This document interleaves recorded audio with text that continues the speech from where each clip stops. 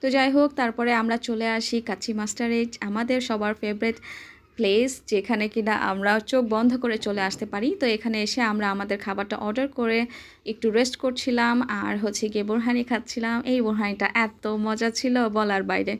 তো আমরা বোরহানি খেতে খেতে আমাদের খাবারটা চলে আসে। আমি নিয়েছিলাম শাহি মোরগ পোলাও আর উজ্জ্বল নিয়েছিল খাসির কাচ্চি। ওকে লেগ পিসটা দিয়েছিল অ্যান্ড এইটা এতটা টেম্পটিং ছিল, তোমরাই দেখো, একদম মাংসটা খুলে খুলে আসতেছিল। মাংসটা অনেক বেশি সফট অ্যান্ড জুসি হয়েছিল। এর আগে আমি তাদের চিকেন কাচ্চিটা খেয়েছি, এটাও খেতে বেশ ভালো লাগে।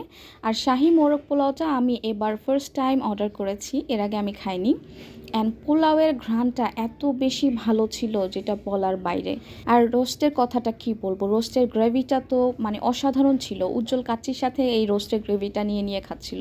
তারপরে তারা একটা হাতে মাখা সালাদ দিয়েছিল, পেঁয়াজ কাঁচামরিচ দিয়ে মেখে, এটা দিয়েও একটু ট্রাই করে দেখলাম। ইট ওয়াজ অ্যামেজিং। আমি আর কোথাও যাইতেছি না ভাই, আমি এখন থেকে এখান থেকেই মোরগ পোলাও অর্ডার করব।